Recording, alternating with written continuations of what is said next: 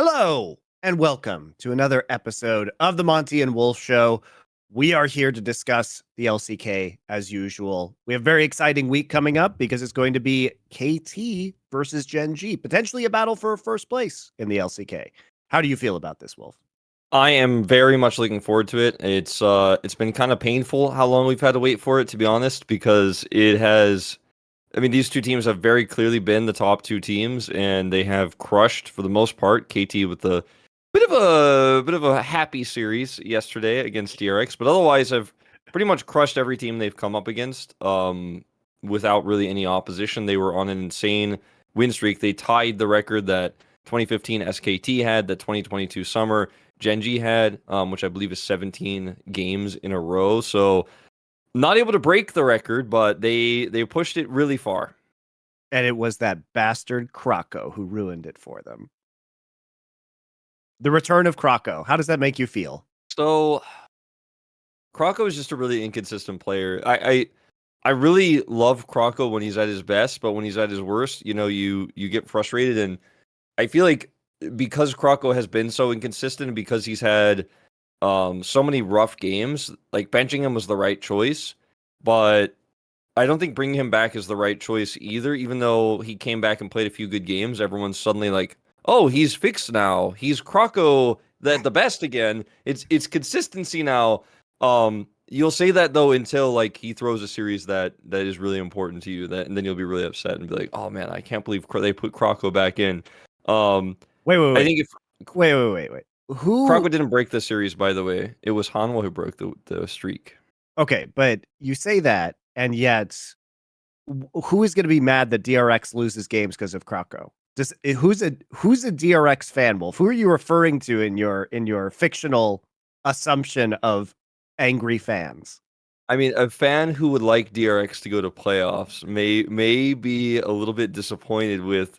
I'd say a DRX fan probably wants to go to playoffs, and if a match that DRX should win is lost due to some aggressive jungle shenanigans, let's say, of Krako, then maybe they will be upset. I would say if I were a DRX fan and I was like, oh, all we have to do is beat Live Sandbox to go to playoffs, and then suddenly we don't because of dying at level 3 or something like that, I'd be like, well, I wish it was Juhan, the other jungler who's good. All right, well, I don't think those DRX fans actually exist, Wolf. I think there's a few. There's like 12. Come on. The DRX fans left when the team broke apart. The one guy who thinks Beryl still rules maybe is there.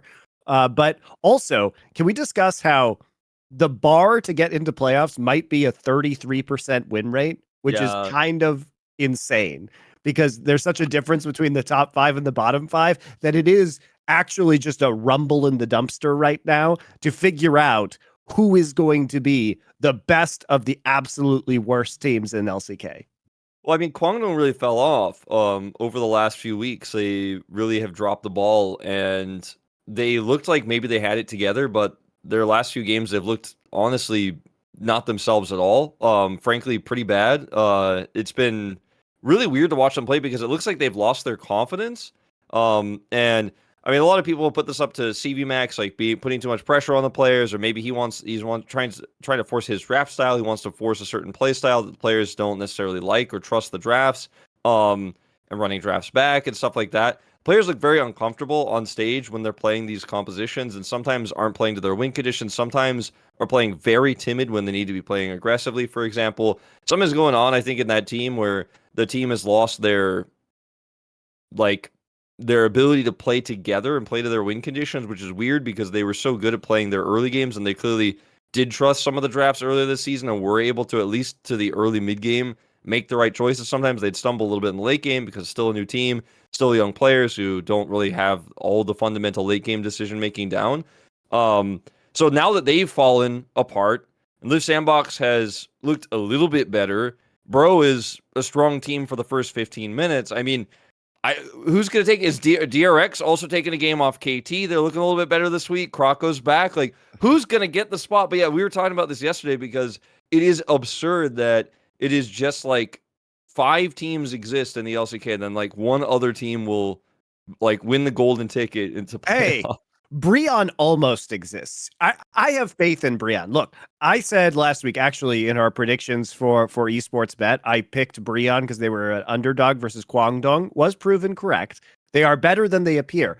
And you have to admit, at least with Brion, you feel like if they just get it together a little bit more, then there's a chance. I mean, they had a respectable showing against Hanwha Life this week. Not like Hanwha Life is a world beater, but they're one or two steps away from being a 50% or better team. I completely agree. I feel like Bro is a team that's like trying to they absolutely are a well-trained marathon runner, okay, but they just keep showing up without shoes. And like, I mean, they're trying to get like top 10 in the marathon run, but like than that. It's more comical than that. They have the shoes, but they don't tie them, and then they just trip over their own shoelaces. It's a completely unforced error, right? It's just, but it's like the reason I was using my analogy is because I'm like, bro, if you just wear shoes, if you properly protect your feet, then you can actually just win these games. Like, because they are tripping over themselves for sure, but they're also they're not actually proactively making the right decisions when it comes to the late game, where it's like, oh, you could just prepare properly for this Baron, then look for a turn and actually start it, because they're tripping over their shoelaces when they then go, oh shit, we wasted 8 minutes of time, and like now they have Baron Prio, better hard force. I'm like, then they fall over, but they could have actually just shown up to the Baron, moments before, and then actually looked for a turn. But I think Bro is actually super legit good. Like, that's the weird thing about Bro is if they actually could finish these games, they would, for me, be easily the best team of these 5 that are contesting for that spot. Like, easily the best team. But unfortunately, they just can't be consistent. So they haven't actually picked up enough wins to necessarily to get there. And I also can't trust that, even though I do believe they're the best of these teams, that they're actually going to get it done. Like, I can't expect that. I can't predict that at the moment. Well, they do have 3 more weeks. And it's not outside of the realm of possibility that they beat T1 next week. Although T1 did look better, and we'll get to that. They do have a tougher week versus Dplus KIA and T1. But then they basically play 3 teams at the bottom of the table: Live Sandbox, Nongshim, and DRX, which if they win all of those, they have a very good shot of making it into the playoffs before they end the season on Gen.G, who they will almost certainly lose to. It has been really helpful that Kwangdong has just lost basically every game since they hit that 4-win mark. So the bar has been 4 wins for a long time. And as you say, it may be 6. That is actually the cutoff line. It may be 6 and 12. That is what it is to get into playoffs. Also, Kwangdong has to play Gen.G, KT, Dplus, and T1. So they only have Nongshim and DRX that are possibly beatable. And I don't know if they're going to beat DRX. So in a way, it feels kind of like DRX and Brion might actually be the teams competing for that last spot.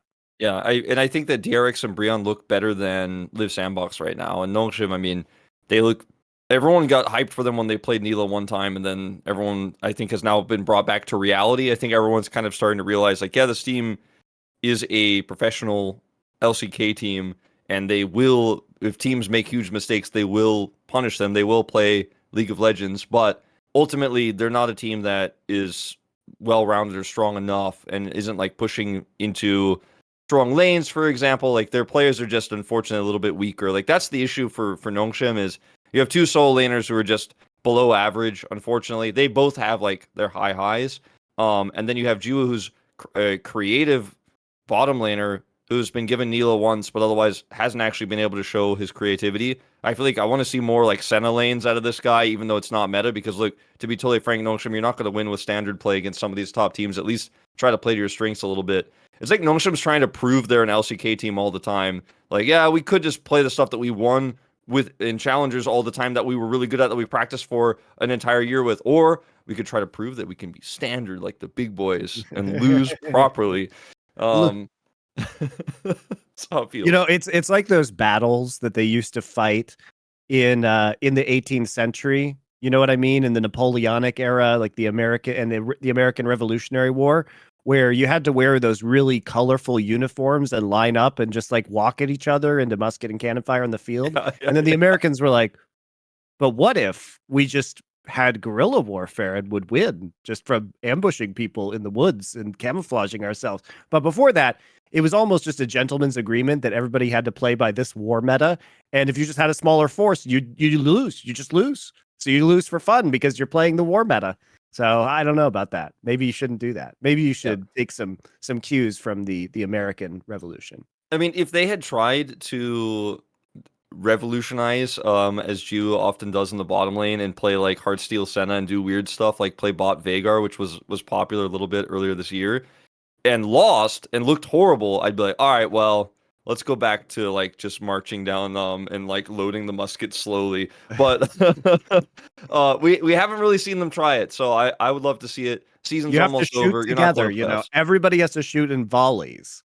And then the guys just stand back and load their muskets. The next guys go, instead of just taking the shot as you have it from the woods, like hiding behind a tree, and then just loading it on your own time.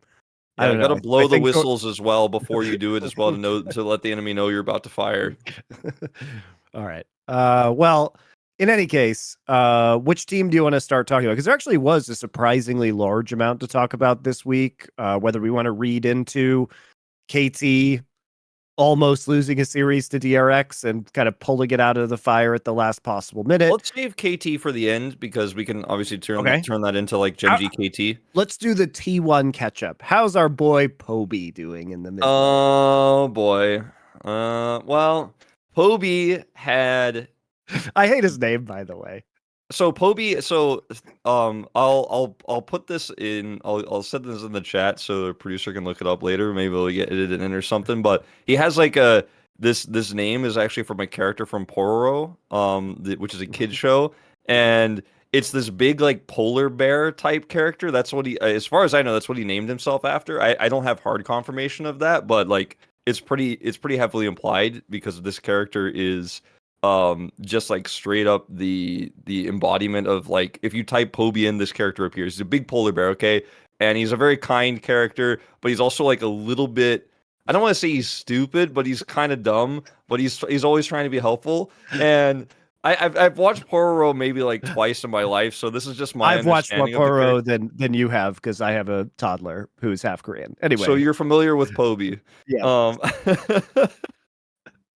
Anyway, so Peyz, he has simultaneously his best week that he's had since he joined T1 as a faker substitute, and then unfortunately stands too close to death and gets gale forced on and dies, and then T1 don't win the game that was way too close for comfort. Like T1 was in a position to win that game. They were super far ahead. They had enough map control to where they should have actually been able to take those fights.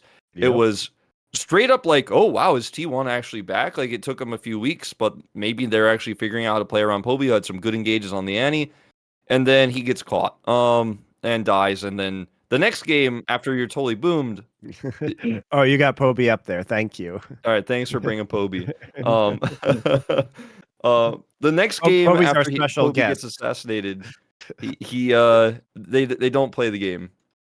I'm actually gonna open the stream to see which image it is. Yep, it's what you would expect. Yeah, I look, the first game, like you say, was relatively close. I do think it was a little bit difficult for Dplus to play that game with the composition that they had, but as you say, Peyz missed position. And, you know, I will say for Peyz, we didn't expect anything out of this guy.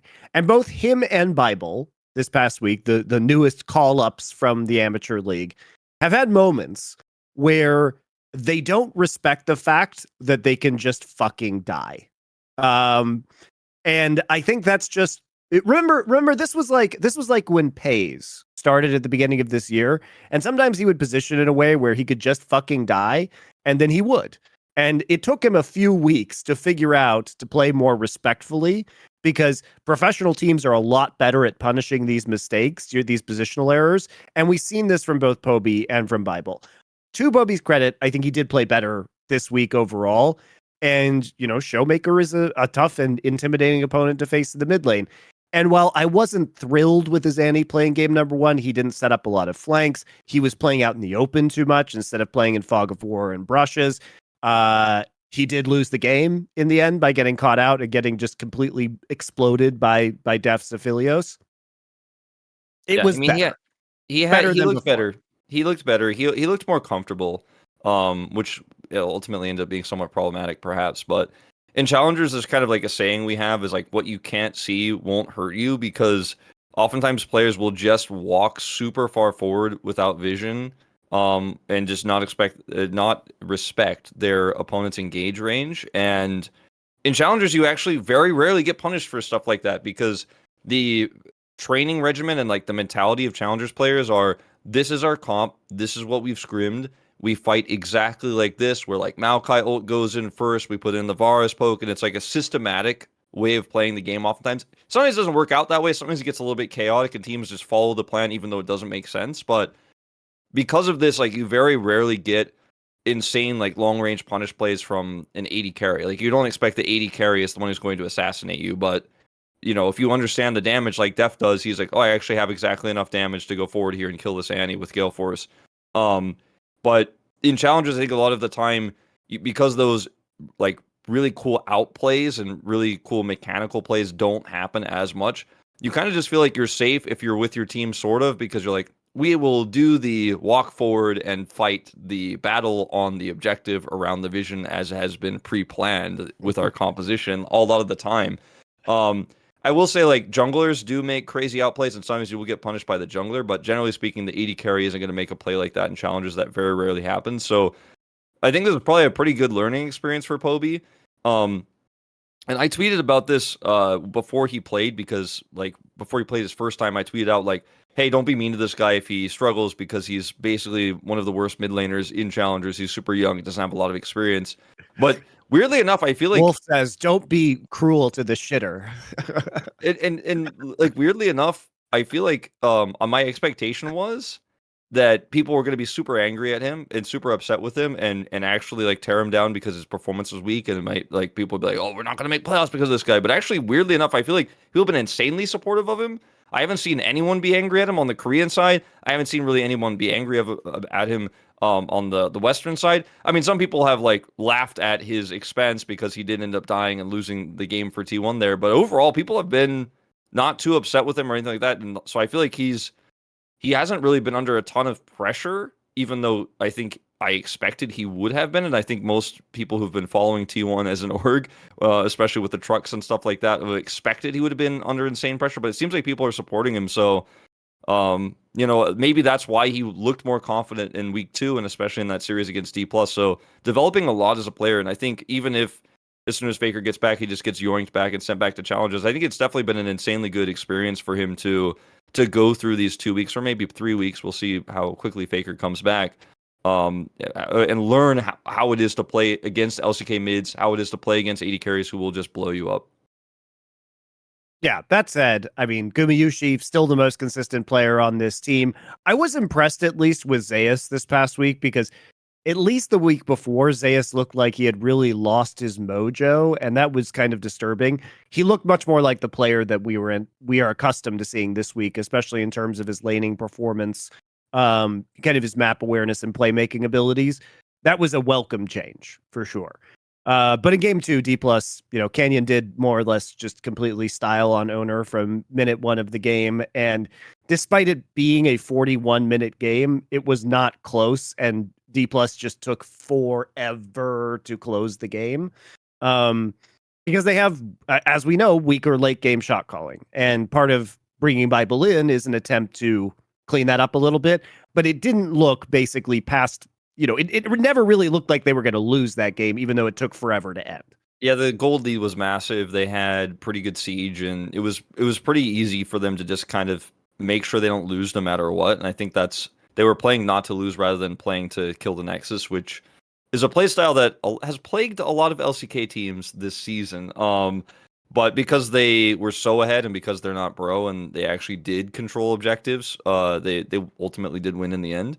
I think this series says more about Dplus than it did about T1. Like, T1 looked a lot better, but also Dplus looked a little bit less decisive. I think than you want a playoff team, a top 4 team, and potentially a world's representative to look and to be. So, I mean, because right now, the way I see worlds, I mean, it's still a little bit early to tell, but obviously KT and Gen.G, they're going to be representatives, seems almost certain at this point.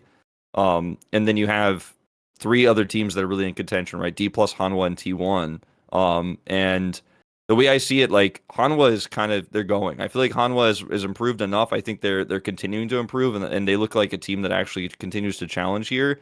And then it's like Dplus or T1. I'm leaning towards Dplus, obviously, with everything that's going on with T1 right now and Asia games, etc.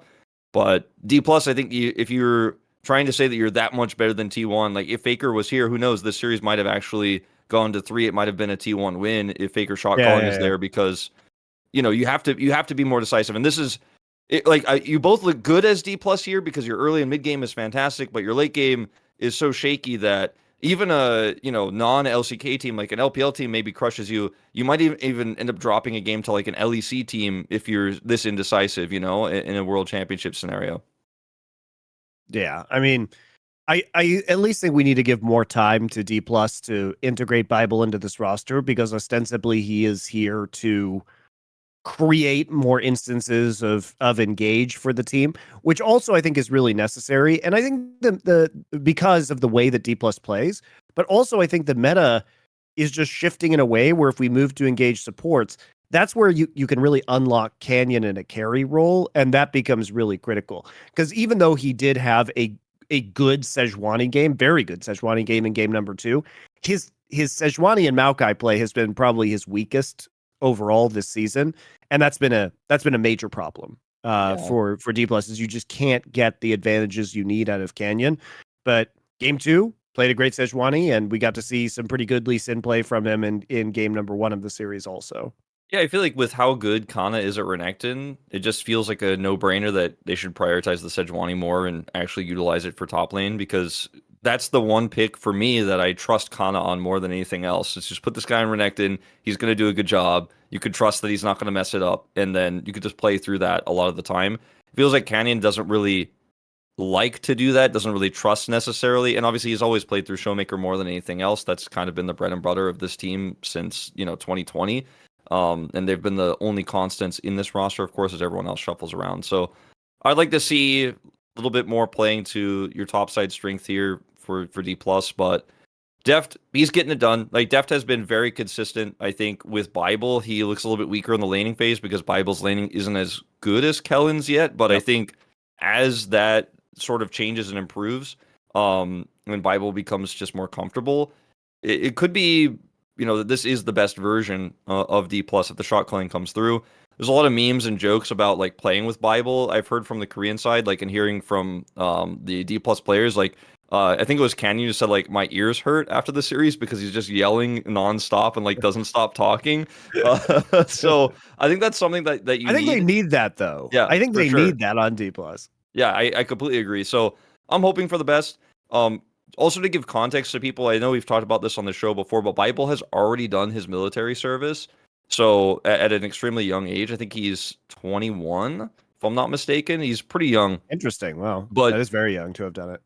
as a pro gamer, it's extremely young. But for like normal Koreans, you actually do the military service ASAP so it doesn't interrupt your life. Like you want to get it out of the way so that you can actually then progress into your career or your studies and then not actually have suddenly like military service to interrupt your life. And then like interrupt your path down your company path if you're trying to climb the ladder in your corporate structure, or if you're trying to like become super specialized in a field and you have to take 2 years off, you lose your spot, etc. So most people do go pretty early. So Bible doesn't actually have to worry about this for the rest of his career. So that's a really cool thing that he has going for him. If he ends up being a top player down the line, is that he just doesn't have to worry about that at all. So I'm excited for this player if he does end up being a barrel like, because I think he's that type of player. Shot caller, extremely good at engaged supports, very decisive, weak laning. Like he's barrel but better. He's like the new barrel that we can maybe have forever. So I want to keep him, and I hope he continues to improve because I think he could be one of those supports that we are talking about in 2-3 years time as one of the greatest supports in Korea. If he can continue to improve, right? Because right now he's not That's there. a bold claim, but sure. I'm saying yeah. I think he could be. Well, right? I was surprised because I thought he showed some real upside when they subbed him in at the end of last year, and then we just never saw him again, which was really weird to me. Especially because when they brought in Deft, there was a chance to really develop a new lane synergy. You know what I mean? Because obviously you keep Kellen because Dukdam and Kellen had been together forever at that point in time. But when you bring in Deft, I thought, well, maybe there's a chance that Bible is actually the starter this year, and that wasn't the case. So in talking to some of the coaching staff and also hearing what the coaching staff has to say in interviews, up until Bible came in this time around, the thought process and theory for this roster is we need to keep this 5-man team together and work on our synergy together. And we have shot calling problems, but I want to basically the coaching staff was like, let's say instead of trying to fix the shot calling by putting a shot caller in, let's try to improve shot calling together and keep this team together, because the players didn't really want to keep doing moving parts and moving pieces, because then they felt like their shot calling actually diminished. And I think that's probably why we finally kind of almost got the confirmation based on this that they want to keep this 5-man team together, not really shuffle the parts around. Why Thanatos was never attempted to be called up and why they never tried to replace Kana, because the concept is we don't want to be moving these pieces around. That's not our style. That's not what we want. That's not what Deft wants. It's not what Canyon and Showmaker wants. So they kept it together. And then eventually they were like, all right, this is too big of a problem. We've already tried Bible before. It's not working. Let's see if he can actually fix it. And I think that's kind of where they're at now, is like Bible is specifically a shot caller. We need shot calling in particular. Because Deft is the one doing the shot calling when it's Kellen. And you're as an AD carry, that's not generally, it's just not common, and it does weaken your performances in team fights, which now that we kind of look at things zoomed out and look at some of the weaknesses of Dplus, especially when Deft was playing in games where he wasn't massively ahead on like a Lucian or a Draven, maybe why some of his positioning wasn't great, or why he wasn't able to carry team fights as consistently as he did in Worlds, for example, is he ended up taking on the shot calling role. And I think some of his late game performances suffered because he's also calling positioning. He's calling when they're going to engage as the AD carry who needs to be back and positioned differently. So your camera is not always focused on where the engage setup needs to be as AD carry because you're very far away. You should be very far away. So I think that does kind of like give us some hints as to maybe what was going on within Dplus earlier this year. But I'm glad that now they're kind of like hard focused on fixing the problem and it's not too late. Yeah, and also that win over T1 is incredibly important to them in the standings because they've vaulted them into third place, right? They're 8-4 now, so it puts them in a really comfortable position to kind of see out the rest of the split. They do have some tough opponents. Obviously, KT is the first game this coming week, and they've gotten through most of the lower tier opponents already, so it will be a tough run, but it does give them a little bit extra room, and they're basically guaranteed to make playoffs now at the very least. So now's the time to experiment and learn before you hit the playoffs, I would say. Yeah, and shifting gears completely to, since I made the bold statement, I feel like Hanwha is kind of a shoe-in for Worlds. I do feel that way after this week of play. I think that they have improved so much that I'm ready to trust that this team actually kind of has their shit together. Like they have played around Grizzly so much better this week than they did in past weeks, and he's just now part of the team. And I think we could really sufficiently say he's straight up an upgrade over Klid. At this point in time, like Klid had some stronger early games and some better pathing than Grizzly, but he's gone now. Grizzly's early games have looked a little bit cleaner. His mechanics are still strong, and they're playing through him pretty well. Like he's playing through the proper win conditions. He's actually pathing better. I think he's improved a lot being part of this roster over the last few weeks. And Viper is as consistent as he ever was. So I look at this team as a team that had some problems, right, in terms of what they were doing with their soul laners, and that still is kind of a thing. But now they're bold enough to play the Yone mid again against actual top teams, and Zeka is playing that pretty well. I still am not sold on this Akali pick. Please stop doing it. But beyond that, Well, like I think Hanwha is pretty legit. Well, so a few things about that. I do agree that Grizzly is generally an upgrade, but when you talk about Grizzly's pathing, I don't necessarily agree that Grizzly's pathing is worse. He's just a very different jungler than Klid. He doesn't really go for a lot of early ganks. In fact, most of the time he's been cross mapping and he's been getting objectives.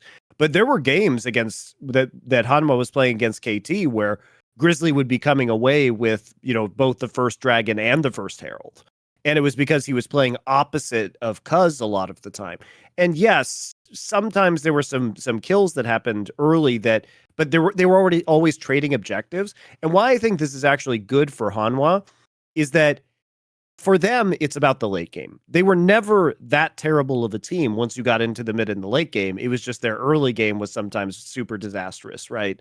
Yeah. And if you can extend the game by getting early objectives and either getting gold from the Herald or making sure that you don't have to opt into catastrophic early dragon fights, and you can drag the game out to 25 minutes and still be in a relatively neutral state or be able to pick and choose your fights, I think that's where Hanwha can really come alive. Yeah, I And mean, I do agree with that take. I think that's a pretty good way of putting like how Han will play, especially when you look at like when Grizzly's on Viego, he's just going to power farm and he's going to get Triforce early, and then he wants to team fight like in the mid game, and then if Viper pops off, then he gets a bunch of resets, and like that's the kind of play style that they are looking to do. I do agree with you, but I also feel like he's left both Kiin and Viper out to dry a lot of the time. Like his counter gank timings, his defensive setups have been very weak, and I think if you're a stronger team like KT, they will actually just absolutely destroy whichever lane is left open, whichever lane they have pressure in, whether it's aiming, pushing bot, or if it's Kiin on the top side. Like you've got to be there as Grizzly, or you are going to get punished. And like we did see, the series didn't go exactly that way, and actually Hanwha did end up taking a game off of KT, which I thought was really well played by them. But at the end of the day, I think like some of those issues, in terms of not being able to be there defensively, have been solved. Like he's been a little bit better this week, but I think he's not fully there yet. But at least playing through his playstyle right now, I do agree that it suits Hanwha and does allow them to get to that late game a little bit more comfortably, especially getting those early objectives just slows the game down, as you were saying. So either way, I think Hanwha, they kind of are a real full team right now. It's still some problems with Kiin, right? Zeka's not perfect. He's had some mechanical errors, but they seem confident again. And that for me is enough to think that the improvement has definitely started to really ramp up. And I think that in the next 3 weeks of play, that will continue. And I think that we'll see Hanwha maybe potentially make a big run through playoffs. I'm not saying they go to finals or anything like that, but I do think they, to me, are clearly our third best team at the moment. And well, okay, that's not exactly what I mean to say. I'd say that they are clearly our third best, can be our third best team at the end of the season, if they continue to ramp up. yeah, and also as to your Akali point, this reminded me of that game where Chovy tried to play Akali into BDD's Twisted Fate in the last split, when KT beat Gen.G, right? Because Zeka had this Akali, and yes, the Akali is totally popping off, and we saw so much Akali picked into Azir as a counter pick or as a way to get the Akali efficiently through lane and provide kill pressure onto the Azir last year. But the problem is that when you play Akali into Maokai, Azir, Leona, Renekton right? as well, right? Yeah. Like Renekton, who just Q in the like, how does Zeka ever hide in Shroud? He's gonna get Maokai ulted or scooped out by the Azir, or aiming is just gonna hit him with a W in there, right? Or there's gonna be a Leona ult on top of the Shroud. Like it's very, very hard to play Akali into this composition. You will just get locked down at some point in time, or you're just gonna get poked out before the fight even starts. And especially when BD did the smart thing, which is that, go ahead and build the crown and the Zonias and just go in and let aiming clean up the fights. Because if there's one thing aiming's been super good at, he just plays Kai'Sa every game, so that's just a thing. But he's had, for the most part, very good intuition about when to use his ultimate to go into the back line and just completely clean the fight up. It's been really great watching him play this champion. Yeah, I just, for me, Akali, this was the game to showcase that there's just so much CC in this meta, and that if you play Akali, you are not providing any CC or peel to your team really at all, but also you're playing into all the CC that's in this meta. And when you pick it as well at the point in the draft where they did, it gives the opportunity for KT to actually round out their draft with even more CC with a Leona pick.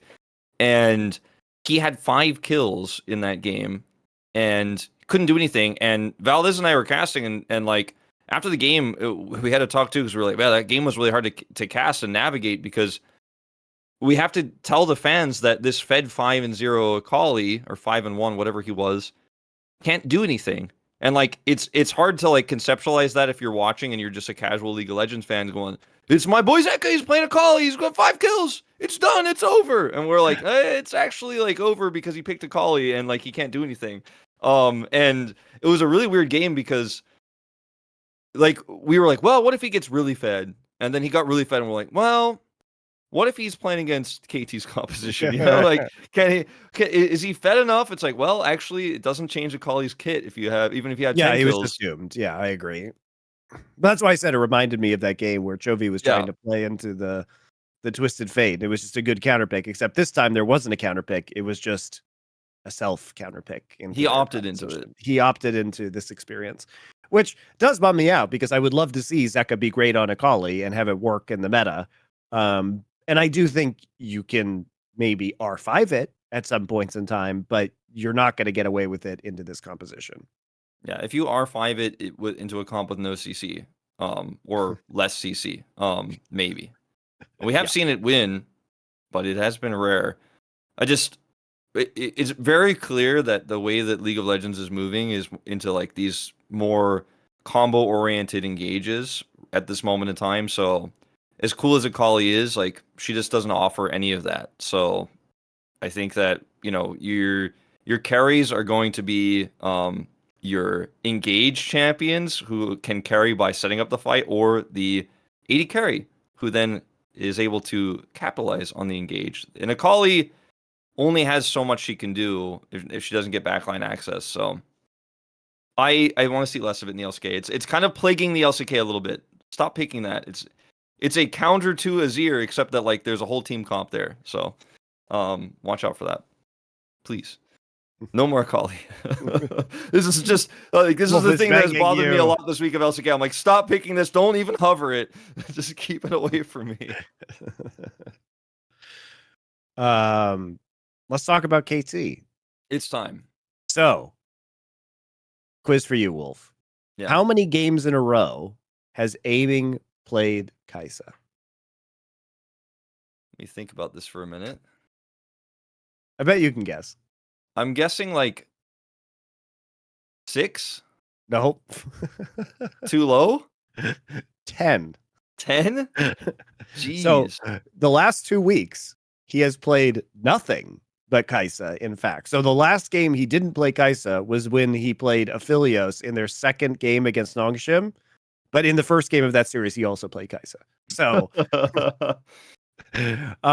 you know, basically, so it was both of the best of threes against Brion, all of the games against Hanma, and then every single game against DRX in their series. So that's 10 total games.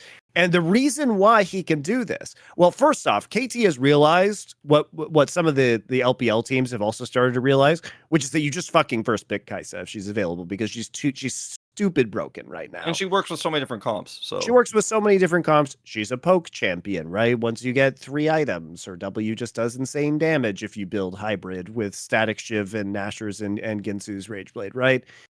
Which he always does. She is a backline assassin, as we've seen. She can clean up the team fights in the way that Zeri and Jinx used to be able to clean up those team fights, because she's a win more champion with her ultimate in many ways.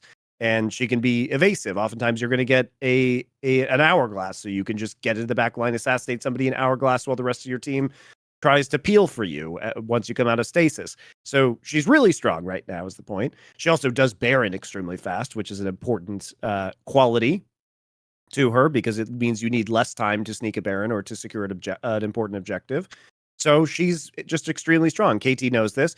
And frankly, there's just so many other bans that people feel like they have to throw at KT, whether that's, you know, the Annie or the Sejuani, sometimes the Azir, you know, all of these bans make it so it's very, very difficult to actually ban the Kai'Sa. Yeah, it's also, for me, like, Aiming has been so reliant on Kai'Sa, but he also has used it in so many different other metas as well. He's so good at it. But if you ban the Kai'Sa against Aiming, his Aphelios is pretty good too. You know, he was a pretty serviceable Zeri player, excuse me, in the Zeri meta. So I do wonder if you put that much priority on trying to get aiming away from this Kai'Sa, then maybe Kiin becomes a problem on the top side of the map with, he picks up a Jack, so they get Jack Sejuani, for example. So it's very difficult to draft against KT and try to figure out how to navigate aiming, right? Because I feel like aiming is very good, and he's also a player that's super underrated. I feel like he doesn't get the respect he deserves by a lot of people just because he's been off and on in the past. But if you put the focus on him, then the rest of the map becomes problematic, I feel. And that's why KT is such a strong team at this moment in time, and why I think that, if they perform well, and there was a bit of a weird series against DRX, right, that I personally don't want to read too much into, because we watch the players like literally basically funneling in one by one, thinking they can win, but they can't when they're behind, and then laughing as they die on their player cams. I'm like, well, that's a series I'm not going to be reading too much into. But I know there's a lot of people out there like, oh, Gen.G win 100%. Like, I saw DRX played KT close. And Gen.G smashed DRX same week. So therefore, it must be like by transitive property. And KT is actually not even a top 2 team anymore. It did feel like some happy gaming, and at least in the third game, I want to give some credit to DRX. Like, they did a really good job of camping Kiin on the Quinn. They had a pretty, substantial early advantage. Cuz did kind of disrespected the cover on the bot lane, so they got some kills in the bot lane. Fate looked pretty good in terms of isolating targets with Talia walls in order for them to get those kills. But at the end of the day, you also got to see KT's strengths in this series, which is it is very hard to win when your Quinn is behind like that. And yet they set up all of these plays where Quinn was able to get these really good flanks down, where they were able to combo crowd control and get into these team fights. You got to see how good BDD's Azir is, right? They knew the things they needed to do and the way they needed to play to win. And that is hard to do with a Quinn who is quite a bad team fighting champion. Yeah, I think KT really bounced back in a very impressive way, as you say, in that game. And the flanks that Kiin set up, his Quinn is pretty insane. Even though his laning phase was a little bit rocky, and obviously Podok, I think, overperformed. Like, this was an overperformance from DRX, and then KT had to like put the try hard pants on and actually like really, really focus up to win. And they were able to do so. And I think if KT starts doing this in series that really matter, like in playoffs, if KT wins a rocky series in the first round of playoffs, for example, if they don't end up going to the second round, which is very likely at this point, but let's just say, for example, if they end up having a struggle in playoffs where you're like, oh man, they beat the weaker team they were supposed to beat, but it was a little bit weird, then you could be concerned, I think, about KT. But in this DRX series, I'm personally not. And at the same time, we could refocus and talk about KT versus Gen.G next week, because at the same time, Doran has had a big resurgence on the top side of the map, but I still don't think he's as good as Kiin. And I also think it might be that his caliber of opposition has been significantly weaker, and so he therefore then looks much stronger at this moment in time. But I don't think that is going to be necessarily what decides things. He also did look good versus Zeus in the match versus T1, but that was also the week. That was literally hours. They lost Bengi hours before in that announcement. Now, obviously, the team knew sooner, but I imagine that it was quite a shock to the system to have both Faker and Bengi out at the same time, and there was a lot going on that week. It doesn't really excuse Zeus's individual performance, but I think morale was low. Let's just put it that way. And we've also seen, Zeus looks under better pressure. Zeus under pressure, like he often just underperforms. Yes. We've seen that before. So I think that we could probably chalk up some of that performance to Zeus underperforming. Doran has looked better. Like, I won't take it away from him, and I've been kind of excited that he has looked better, because we spent so much of the season going, well, if Doran actually was a player logged into the Rift, like, Gen.G could be an incredible team, but right now they're still just, a really, really top team, probably the best team. Yes. But he's made huge improvements, so that's a good thing, and that's a good sign. But I don't know if those improvements for me are enough to think that he is going to go head to head with Kiin. And by the same note, like, Kiin's underperformance against DRX isn't enough to make me believe, like, wow, Doran up and Kiin down. So therefore, like, I'm not ready to trust like that. Now, this is a really tough week for KT because they have Dplus and Gen.G. Whereas Gen.G has a weaker opponent. I think it's Kwangdong earlier in the week. So that's not something they have to really focus as much on. They could put all their efforts on beating KT to make sure they get that first seed and potentially get the undefeated season. So there's a lot of things stacked against KT, especially when you consider that Peyz is probably going to get MVP and Rookie of the Year this season. It seems likely at this point. He is stronger than aiming in front-to-back team fights. How dare you say that Kiin is not going to get MVP on this show, Wolf? I mean, look, I'm not saying I'm not necessarily voting for Peyz myself. There's still a few weeks left, and I'm not going to decide until literally the last game has who been do played. we need to convince that Peyz is not MVP, Wolf? I mean, who is a Kiin non-believer? Name names. I am beginning the Kiin Inquisition. Who says Kiin is not the MVP, Wolf? I'll slide the names on a piece of paper through the screen to you later. You can have them taken care of. No, but I think a lot of the Korean broadcast side is kind of convinced already that Peyz is it. Like, he is the greatest player to touch the Rift this year. And I think for Rookie of the Year, even if Peyz like inted the rest of the season, like, he probably gets it. Like, there's just no way. No one is even close to him. But I think it's between him and Kiin for me right now, and we're gonna see what the end performance looks like before I decide. But that aside, like, we're not gonna have the MVP discussion today. That's coming in a few weeks. That being said, I think he's much better than aiming right now still. And I think what this series is gonna come down to me is performance on the day. And straight up, is BDD going to be clutch BDD like he was at times actually for Gen.G? Or is he going to be a little bit lackluster and Chovy ends up outperforming him? And the mid matchup to me is the most important one because Chovy has been off and on this season, very rarely off, but like sometimes they're winning despite him. It feels like he's had some really weak games where it's been all about Peyz and all about Doran, and then Chovy's just kind of there. Whereas for KT, I feel like every single game BDD is essential. Like, he is extremely important for them. He's picked up a ton of POGs. He's been super decisive on his engages, whether it's Annie, whether it's Azir. He's saved aiming, he's peeled for aiming. He's really carried this team super hard in the games where Cuz hasn't gotten Kiin super ahead or aiming hasn't been super ahead. He's the one solid rock, and I think that if he doesn't have a good series, then Gen.G wins 100%. Just because the fundamentals of Peyz are so good. Their front to back is so good right now. Even if Doran's just playing weak side and he goes like 0-3, he'll get the job done, even on like a Gragas pick. So I'm leaning towards KT like 51-49, but I do think it's going to be up to BDD. All right. Well, I'm glad you brought up your 51-49 KT split because Gen.G versus KT is the last Free Nation match of the week on Esports Bet, Wolf. I know you're glad to hear that.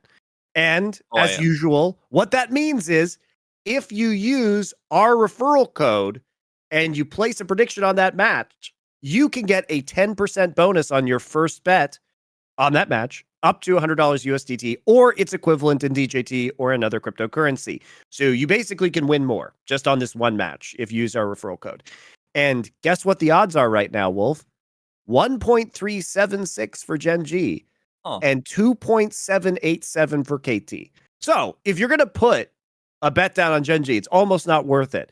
And if you believe, as Wolf and I do, that KT may in fact be a slight favorite in this series, these odds are bonkers. It's like how we got over 3.0 for KT versus T1.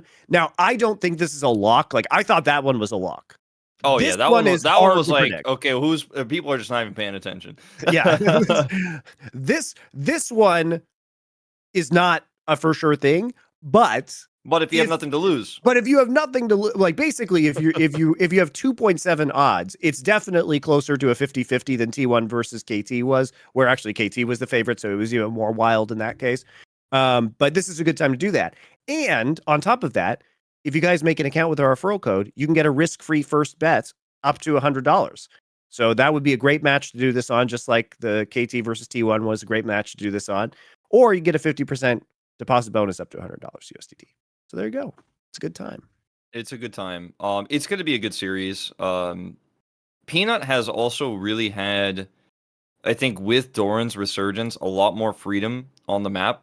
And I think that his Poppy has been incredible. I think it will be banned every game. I don't think KT will let him play it. But Peanut's been very good. He's been pretty solid this season, which is I feel like he hasn't been the main character for Gen.G for a while, but he's coming back in a big way with Doran looking better because now he can play towards Doran on top side. He can actually find these pressure points. If Doran gets ahead, then he just destroys the enemy top laner, makes him disappear. He'll do the same to the enemy mid laner if Chovy ends up getting ahead. So Peanut's just really good right now, and I think Cuz is still a better jungler, but on the day, I think the form is going to be so important. And it's not. I don't think either of these teams are significantly better than the other. Is really what I'm saying. At the end of the day, like they both have different strengths, but it's about who shows up because.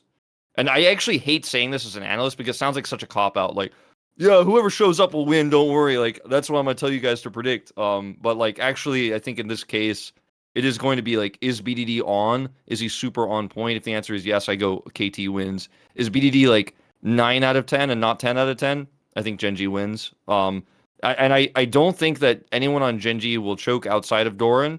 We'll see if he does. I don't expect that based on recent performances, but this is a high pressure match. And honestly, it's the first high pressure match Gen.G has had all season, basically. Because when they faced against KT last time, at that point, we weren't really sure if KT was that good. Like, you and I were pretty high on them, and we were feeling like this team looks pretty good. It was a close series, but there was the Shiv issue and all that other stuff. Then when they faced against T1, it was a kind of a walkover win. Their series against Dplus, played a little bit closer than expected, but you knew you were the stronger team there. This is their first real test, and this is a taste of what potentially the finals could look like, and potentially the winners' finals as well, when we go into playoffs. So this is a really important one for Gen.G. So for the first time in a long time, these players may actually get stressed out and feel pressure. So I'm looking forward to seeing if they can keep it together there too. Like how well Doran is going to play is going to be a huge defining factor, but I think not as big as how BDD plays. I need to take a stand against this Peyz MVP bullshit, Wolf. I'm here to take a stand against this. So this going to happen for like the next 3 weeks now, guys. I'm so before angry. We even get to votes. I'm so angry. Okay, look, I think Peyz has been doing great. Does he deserve Rookie of the Year? Absolutely, absolutely, he does. But the thing about Peyz is fucking playing with Chovy. Like, give me a break here. Like, I guess he has to play with Doran, which is a special punishment, but that's not the point. Like, he has a mid laner that is constantly applying pressure, right? Like, the thing about Chovy is because of the way Chovy plays and because of the way Chovy creates pressure and dominates lane, he then absorbs so much energy from the other players on the map that it leaves you in a much less harassed situation from the jungler, right? It means you're not getting roamed on by enemy mid laners, right? You have so much more freedom in which to play the game. And as you say, Wolf, they are very good at front to back team fighting. He's also benefiting from early game Peanut, because while Peanut does throw games in the mid and late game, Peanut is very good at pathing in the early game. Very good. That's one of his core strengths as a player. And so what I don't understand is why we think Peyz is the MVP. Here's some fucking facts, Wolf. Okay, you ready? Here we go. All right, go on. Yeah, I'm down to hear the Monte Who has rage. a higher KDA, aiming or Peyz? It's Peyz. aiming. It's Really? aiming. It's fucking aiming. Yes, it's aiming. Who has a higher kill participation, aiming or Peyz? Well, that's definitely aiming. He's playing Kaiser and Pressing. Aiming. Yeah. Okay. Let's keep on going. Let's keep on going. The kill participation is not a stat I look at for 80 carries, generally speaking, but okay. Well, aiming has a higher goal differential at 10 than any other player in the league. Okay. Hold on. How much gold? Well, how much? But if the comparative system of two is damage per gold, who has a higher damage per gold? Because I would say Peyz probably does, right? So damage per gold, I don't know, but overall, aiming has a higher DPM than Peyz does. Aiming is a higher resource AD carry. Like, in terms of CS percentage after 15 minutes, aiming is third behind, like, Vital, but I mean, it's Vital, and Gumayushi. Peyz is actually very low in terms of how much he takes with farm in terms of late game. And he converts, but he doesn't convert that well either. Peyz is actually third lowest in the league in terms of damage percentage on his team. Viper's number 1, obviously. Def number 2, aiming number 3. And in terms of damage percentage after 15 minutes, Viper is number 1 with 35%. Aiming is 33.6%, right? Peyz is middle of the pack. He's 6th. at 31.6%. But what you're saying is his team doesn't need him that much. Aiming also has the highest earned gold per minute in the league. All I'm saying is Peyz is not even the best AD carry in LCK. Viper is, okay? Like, are we really going to pretend that we couldn't put Viper or Deft on Gen.G and get a better team? Are we going to pretend that? Because that is absurd. That is absurd. I mean, look, I like Peyz. I think Peyz is a good player, but it is fucking crazy that you would make an argument that this guy is the MVP.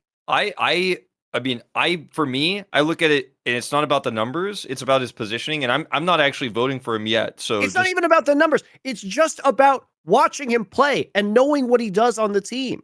I mean, I'm watching him play, and I think he's better than aiming, like in terms of his positioning and what he does for his team. I also think he plays a wider range of champions. I think he has the potential to play even champions he hasn't shown us yet, based on what we've seen from him in challengers in the past. Like, for example, his Jinx is incredible, even though that's a little bit less meta right now. He's not playing it very much. I think Peyz, like, I have been the aiming guy. I have been the guy who's been like saying like the aiming slander needs to stop. This guy's actually incredible, but he is playing basically Kai'Sa only, as we've talked about. Didn't expect it was 10 in a row, but 10 in a row. But he doesn't need to play anything else because he just first picks Kai'Sa every game, and everybody should do that. If you have a good Kai'Sa player, that's what she's fucking broken right now. KT's just not stupid. Okay, they just want to win games of League of Legends. But aiming is clapping kids. Peyz is for me, the thing that's most impressive with Peyz is his positioning in team fights. This guy feels like he is never going to die. And his KDA is not that amazing because he does often get destroyed in lane because Peanut's trying to put fires out topside and it doesn't always work out. But I think that Peyz has been the guy who has done so much with little, and then in team fights, like he and Viper will do more damage, but Peyz will never die. Like, you can count this guy out, count on this guy to not get caught in a team fight, like straight up, and then he will maximize damage. And then because Chovy also has a large share of his team's damage, like his damage percent numbers don't look that amazing, obviously, but I think that he's been the best AD carry in LCK. I'd say Viper has been the most damaging AD carry, and Viper has actually been like the 1v9 AD carry. But I think maybe what our metrics are for AD carry are a little bit different because, yeah, Viper has like basically done the most with the least and actually been popping off. But who has been more valuable, Viper or Peyz? Peyz is replaceable, okay? Viper's not replaceable on Hanwha. Yeah, but that's because Gen.G is a better team, so just because the rest of Hanwha is worse than Gen.G, that makes Viper better by default. But Viper would be better on Gen.G. How is this a hot take? No, I do agree that like Viper may be an upgrade if he goes into Gen.G over Peyz because he has more experience. Obviously, his laning is stronger than Peyz.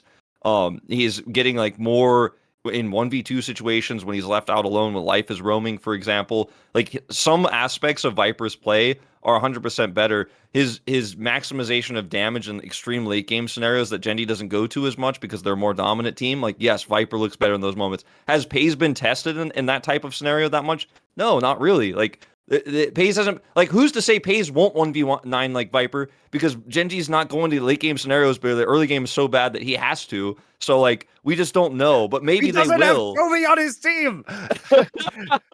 Look, just give Chovy MVP. Fuck.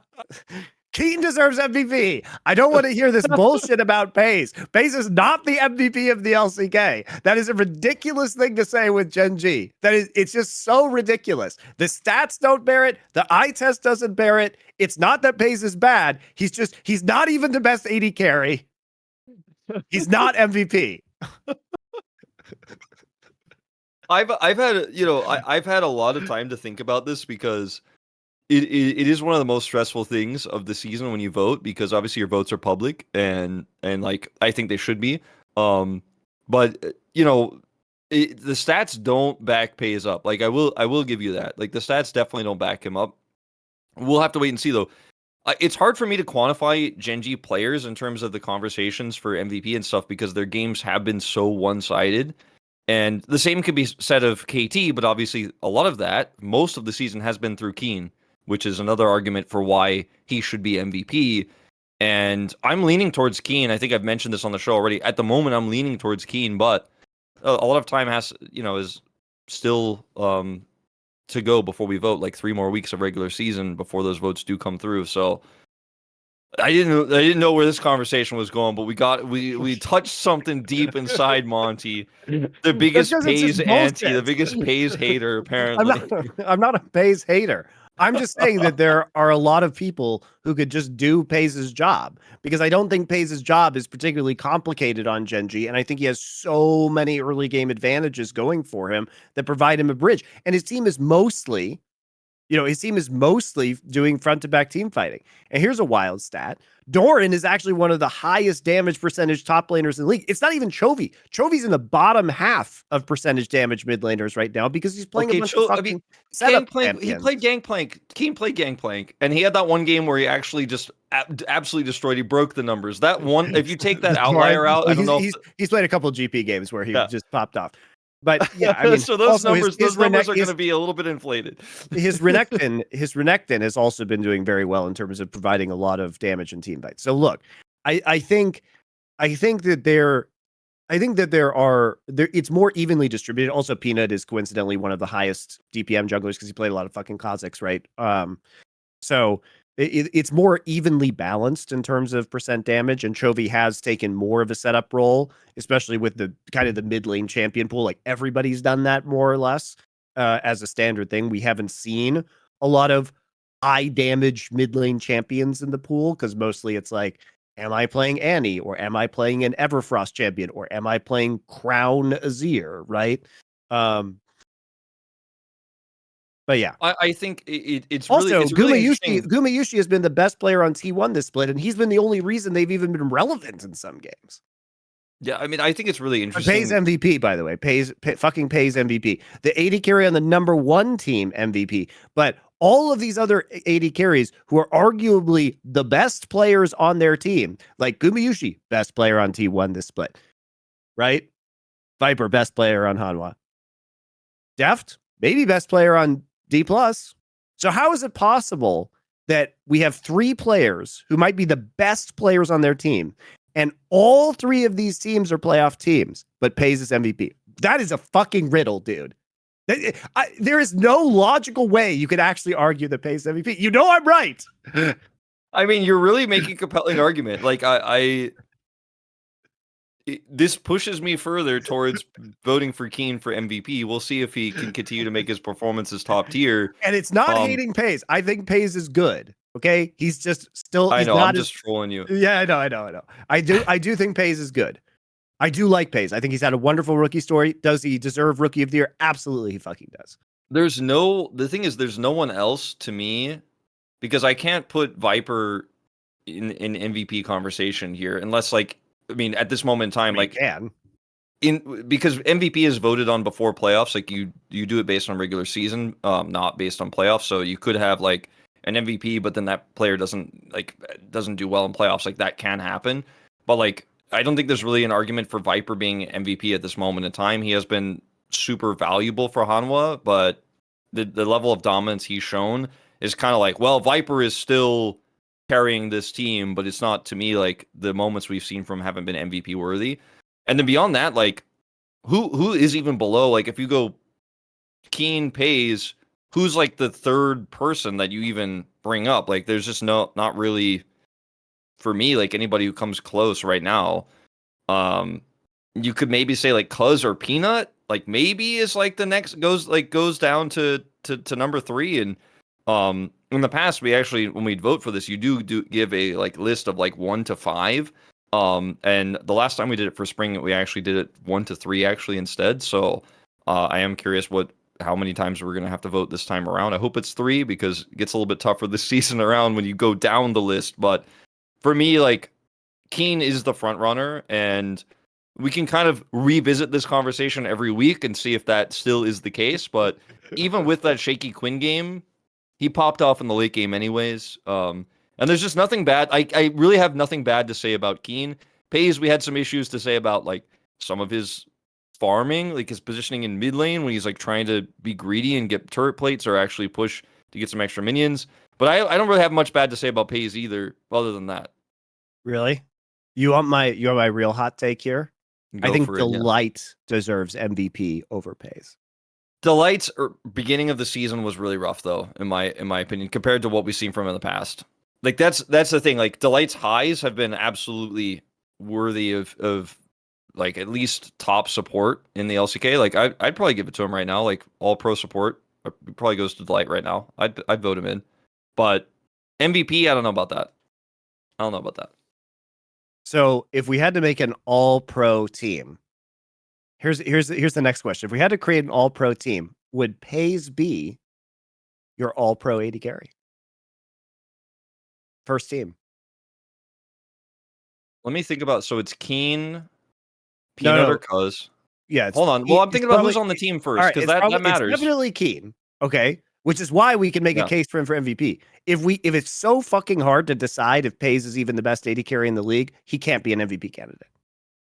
I think he is the best AD carry in the league, though. I actually think he is right now. I like maybe I'm crazy and maybe like my definition of best AD carry is like playing around the win conditions that you have consistently no matter what every time, and Viper is doing that.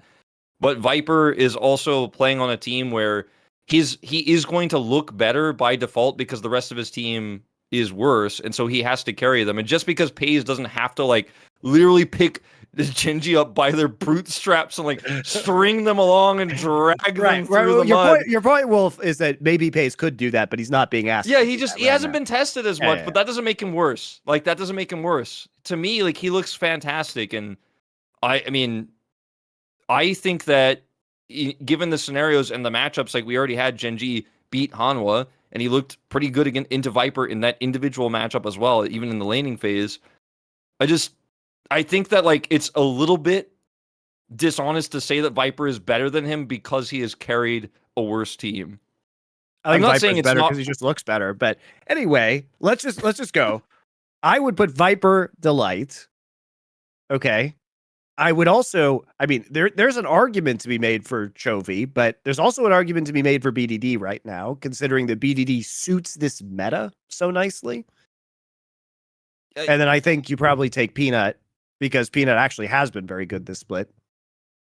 So if it's just a tier list, then like for me, I probably go Kiin, Peanut, BDD, Peyz, Delight. But then like if it's do you want like the whole team? I'm like, well, it's more Gen.G than KT, so like maybe I just go for like the whole Gen.G roster is just all pro, right? Like if you're actually considering you're doing like the Korean way of voting MVPs, where everyone's I'm just saying like if you wanted to do it that way, like I would do it that way. If you're doing that is the way Koreans do it. They're like, well, because this team is the best, all the players must also be the best. It's like, no, that's not how it works. But I understand why culturally you believe that.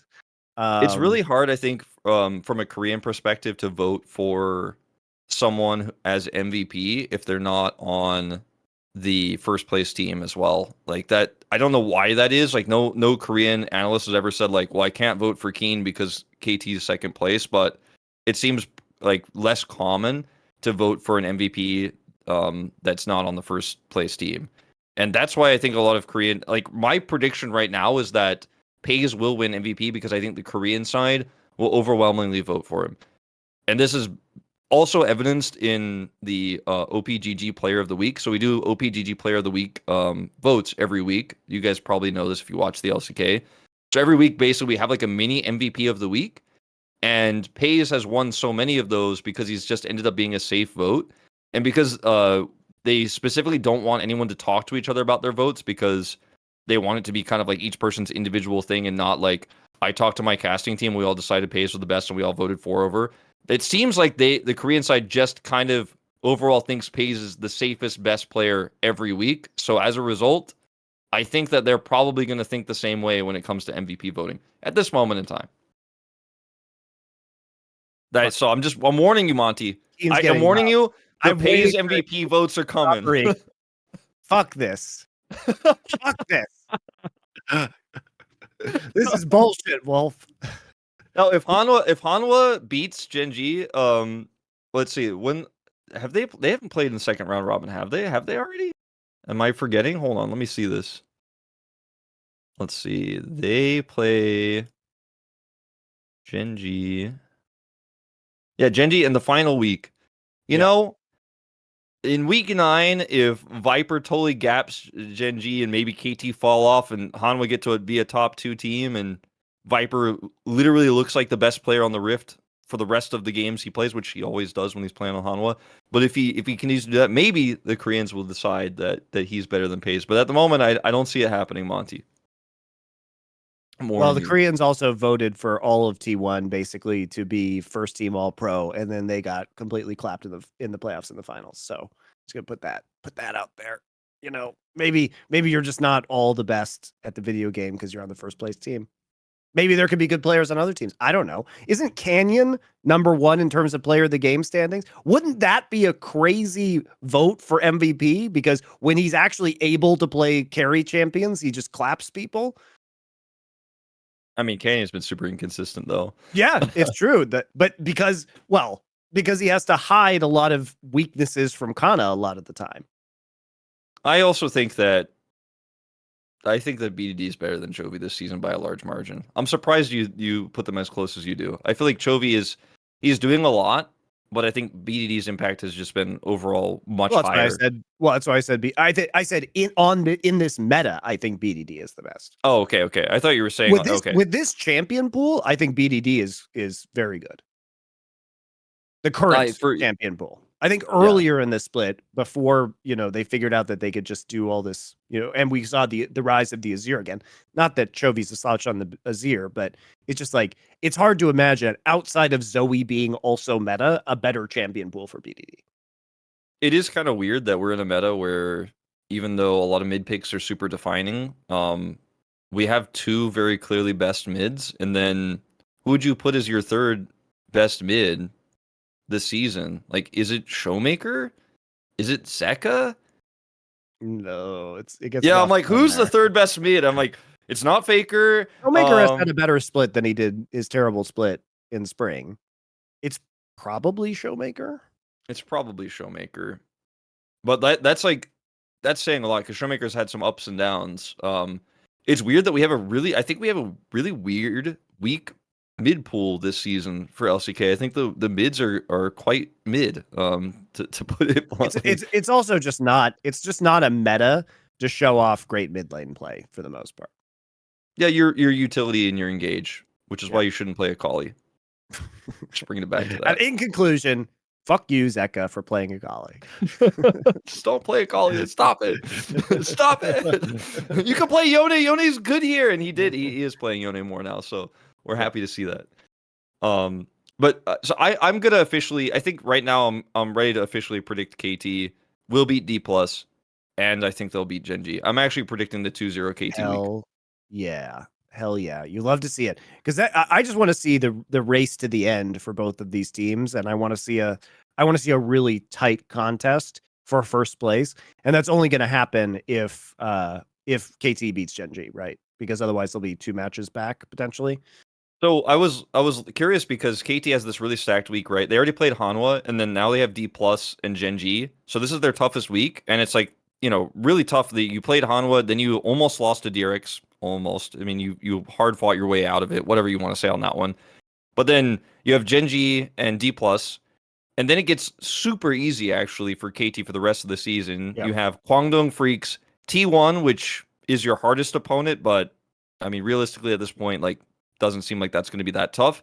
And then you have Nongshim and Live Sandbox as your final matches at the end of the season, whereas Gen.G ends with Hanwha Life and Bro in that final week, and then they have Live Sandbox and Dplus left to play in week 8. So Gen.G has kind of a tougher schedule overall in terms of what they have left. So it's not impossible for KT to take first place at the end of the standings, but dropping some of these games like they have definitely going to hurt their chances. All right. Well, that's it. You guys know we're going to be watching. We'll talk about KT versus Gen.G this next week. Some really last couple weeks maybe haven't had the biggest banger games, but we do actually have some really good ones. We also have Hanwha T1. So we got a handful of really good ones this week to keep your eyes on, and we'll be back with another show next Sunday. Goodbye.